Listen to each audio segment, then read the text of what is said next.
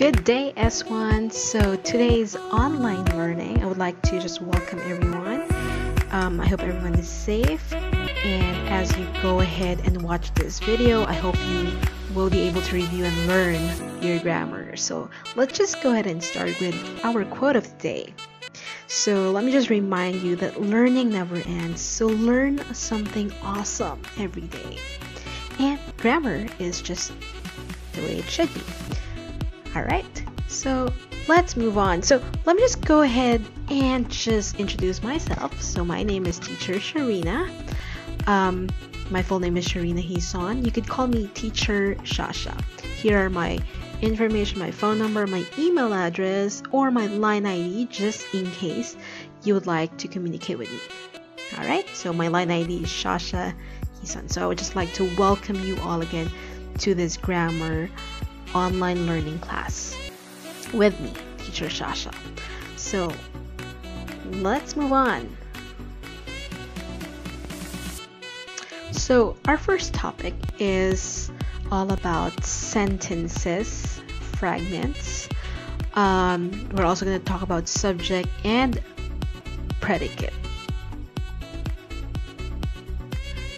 So let's talk about our learning objectives. So first, determine subject versus predicate in a sentence. The second one would be to review sentence, fragments, and its usage. And the third is to practice identifying subject and predicate in sample exercises.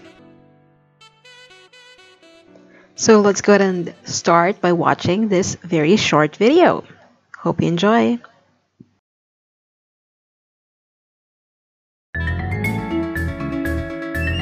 I'm so excited that you're back to join us.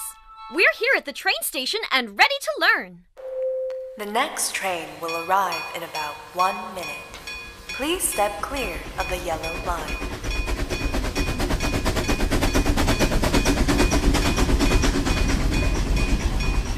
Miss Twinkle, that's not a train. Well, it's like a train. It's a subject. But hold on, the other half is about to arrive. Looks like the predicate is here to join in on the fun. Right on time. What's a subject? What's a predicate? Great questions. A subject is what or whom a sentence is about. The predicate tells something about the subject. Are you talking about sentences? A sentence is a complete thought that includes a subject and a predicate. Without either, a sentence cannot be complete. Come on, class, we have a train to catch. Every time you try to write a sentence, do your best to make sure it's complete, since every sentence has two parts that it's comprised of. Parts that I'll describe now as discrete. Look it up. First, you need a subject of the sentence.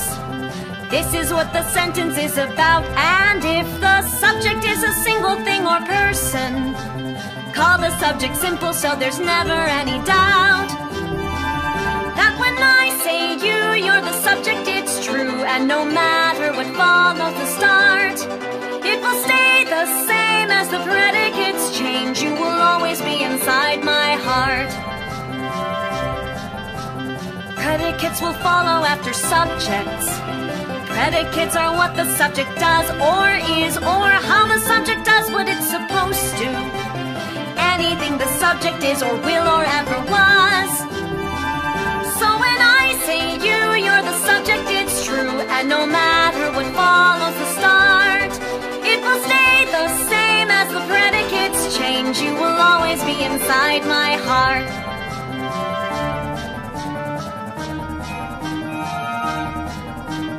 When you join a subject to what follows, any kind of predicate that you can think of. Dogs are furry, dogs play catch, or dogs run. If the thought's complete, the clause is too.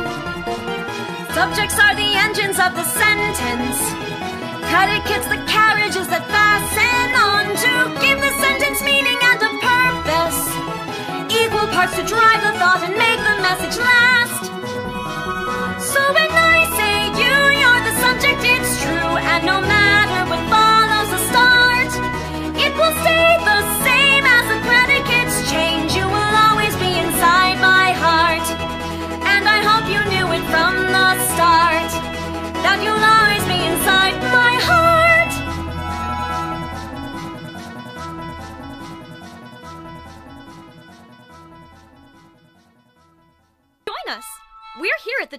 station and ready to learn. The next train will arrive in about 1 minute. Please step clear of the yellow line.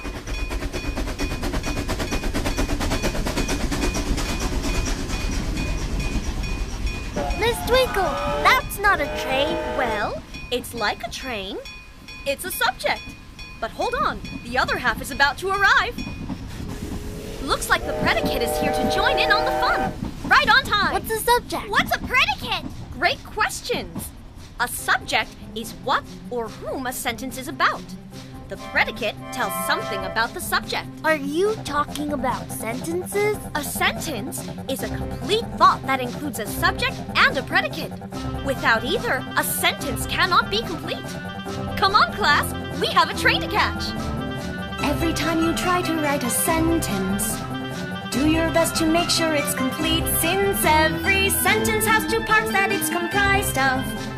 Parts that I'll describe now as discrete. Look it up. First, you need a subject of the sentence. This is what the sentence is about, and if the subject is a single thing or person, call the subject simple so there's never any doubt that when I say you, you're the subject, it's true. And no matter what follows the start, it will stay the same as the predicates change. You will always be inside my heart. Predicates will follow after subjects. Predicates are what the subject does or is, or how the subject does what it's supposed to. Anything the subject is or will or ever was. So when I say you, you're the subject, it's true. And no matter what follows the start, it will stay the same as the predicates change. You will always be inside my heart.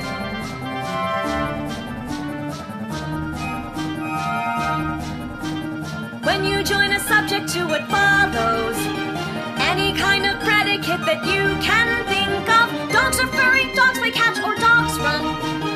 If the thought's complete, the clause is true. Subjects are the engines of the sentence. Predicates the carriages that fasten on to give the sentence meaning and a purpose. Equal parts to drive the thought and make the message last. So when I say you, you're the subject, it's true. And no matter what follows the start, it will stay the same as the predicates change. You will always be inside my heart, and I hope you knew it from the start. Always be inside my heart.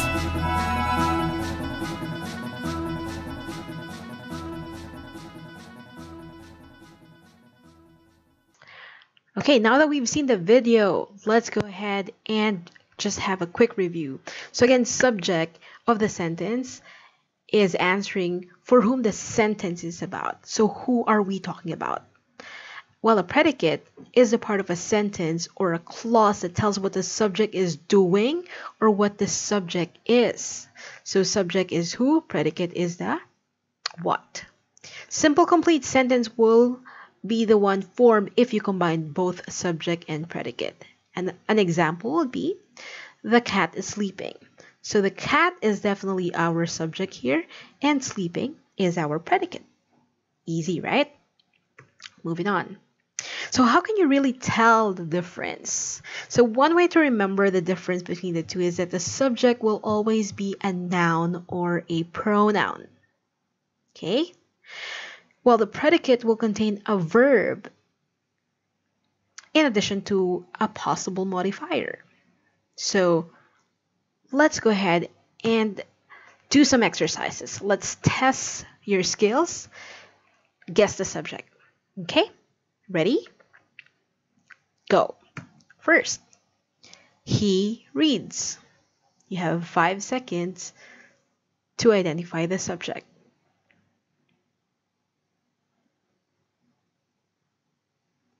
Okay, so you guys are right. It's he. Easy. Second, he reads the book. You have 5 seconds to identify the subject.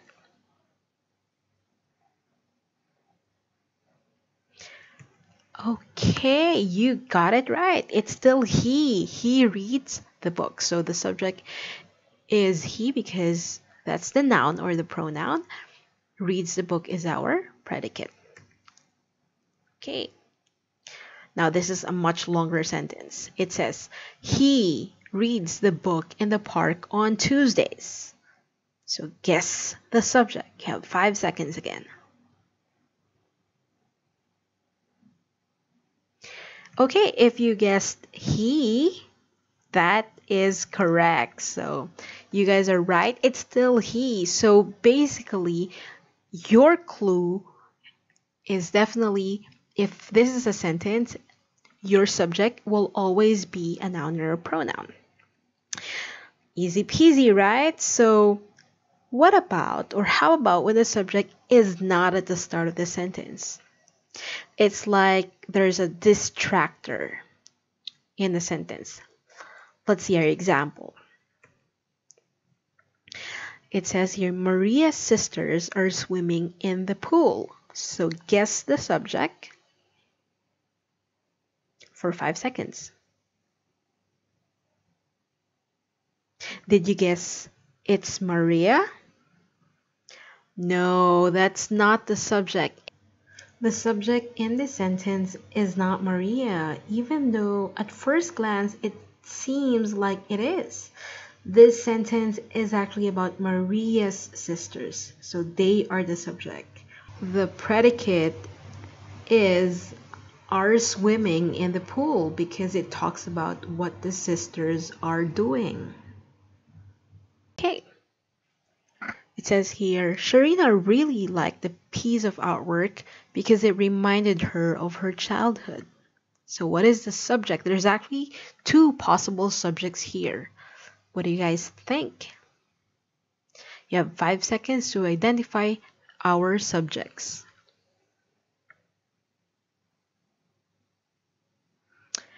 Okay, so our first subject is Sharina really liked the piece of artwork because it reminded her of her childhood. So if you think about this, this could be like a compound sentence, not a simple sentence anymore, because now we have 2 subjects. First one is Sharina, and then the second one is it. It is our subject here, reminded her of her childhood.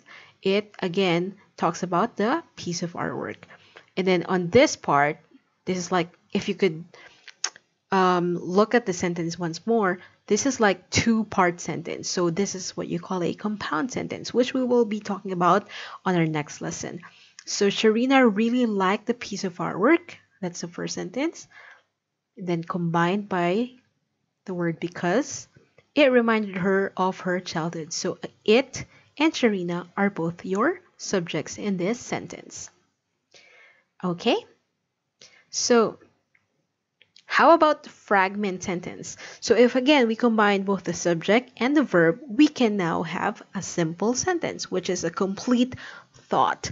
Now, if we're talking about fragment sentence, okay, fragment sentences are basically a type of sentence or part of a sentence, which is a group of words that doesn't contain all of the required part of a sentence. So it's like an incomplete thought. Mainly the subject is missing. So that's a sentence fragment. So in other words, a sentence fragment is an incomplete sentence. It generally lacks a main subject, a verb, or both. Now let's move on. Let's see an example right here. So an example is John runs. So this is a complete sentence because it contains a noun, which is John, and a verb, runs. So basically it's a complete thought. But if someone were to ask, where John is running, or where is John running? You could answer to work. This would be considered a sentence fragment as there is neither a subject nor a verb. So basically, in a written sentence, you normally would see fragment sentences in literary or your creative writing. Also in a conversation. But in a more formal written text or in a more formal writing, it's better to use a complete sentence. So to correct this, you could say, John is running to work. So that would make it a much more complete or a simple sentence. So if you wanted to make the fragment into a complete sentence, easy peasy, you just have to include the subject if it's missing a subject, or you include a verb if it's missing a verb. So to correct this, you could say he runs to work. Okay? So let's move on. So again, sentence fragment is basically very popular in creative writing. This makes the writing more colorful, it sounds more creative, and it's more interesting to read.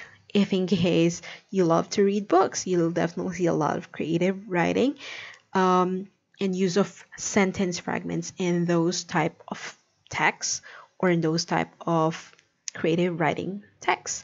So this is an example. If you're familiar with Ella Enchanted, that's written by Gail Carson Levine, one of the contexts on her book says, "But when we were alone, we preferred to slide and yell all the way down and run back up for another ride and a third and a fourth."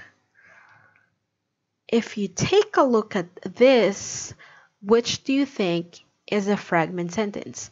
The first sentence or the second sentence? 5 seconds. Okay, so it's actually the second sentence. If you take a look at the first sentence, it says, "But when we were alone, we preferred to slide and yell all the way down." This looks like there's a subject we here. On the second sentence, "and run back up for another ride and a third and a fourth." If you ask, who is running back up for another ride? The ride and a third and a fourth. The first option is you could add a fragment to the beginning or end of a nearby complete sentence. So the nearby complete sentence is this one, right? You could just go ahead and connect it. "But when we were alone, we preferred to slide and yell all the way down and run back up for another ride and a third and a fourth." Then that would make it a complete sentence. It's more of a compound complex sentence, which we again will talk about in our next lessons. The second would be add the additional words necessary to make it a complete sentence.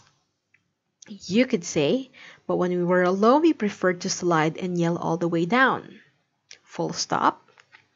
And we would run back up for another slide, for another ride, and a third and a fourth." So by just adding the subject, we here, you already created a simple sentence, which is now a complete thought. Okay, so the first option is add it to the beginning or end of a nearby complete sentence, or you have the option to just go ahead and complete the thought of a sentence by either adding a subject or a verb. On this case, we just added a subject. Next. So when do we really need to use fragment sentences? Why are we learning it? When will you be able to use it? So, well, in context, it is actually best to not use it in academic or professional writing, because as much as possible, we would like to see a complete thought of your sentences, especially if you're creating an essay or more of analysis of your, let's say, scientific analogy, which is primarily used for academic writing or professional writing. In more formal writing, it's best to show that your ideas are really complete and well thought of. Sentence fragments in this setting can make writing pretty difficult to read and can sometimes make your ideas sound incomplete or not organized. Although it is interesting to read, it's better not to be used in formal writing. So, when do we best use fragment sentence? In creative writing. Emphasize a particular point or feeling. So, for example, this excerpt from A Wrinkle in Time by Madeleine L. Engel, which makes good use of sentence fragments in order to convey a particular mood. So, it says here,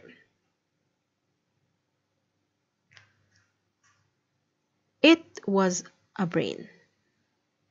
A disembodied brain, an oversized brain, just enough larger than normal to be completely revolting and terrifying.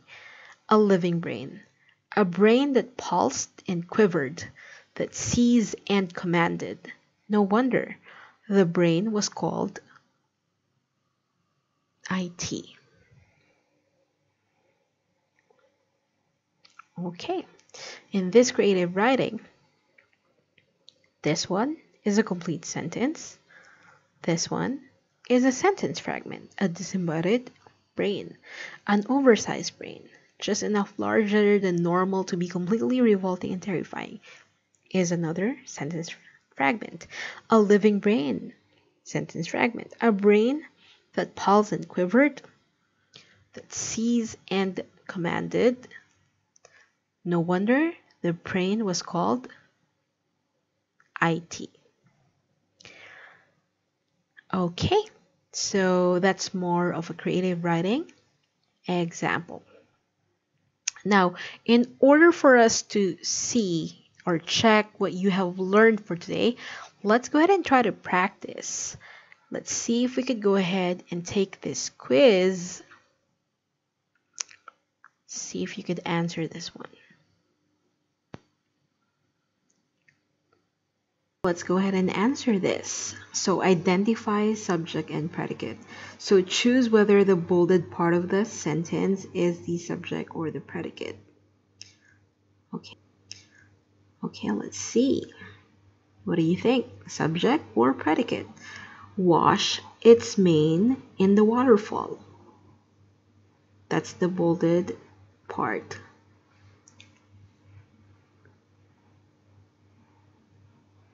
Okay, let's try to choose predicate. Okay, that is correct. If you answered predicate, great work. Let's move on. Number 2. So the bolded part is Johannes Brahms is my favorite 19th century composer. So choose subject or predicate. Okay, great work. If you chose a subject, awesome. Next. So identify the predicate of the following sentence. Orchids, pale and silvery, grew on the branches of trees. So which one is the predicate? Which part of that sentence is the predicate? A, B, or C? Okay, so grow on the branches of trees is our predicate because orchids pale and silvery is technically all part of the subject. Great work. Next, last one. So choose whether the bolded part of the sentence is the subject or the predicate. So the bolded one is climbed up the cliff, face unsteadily. So subject or predicate.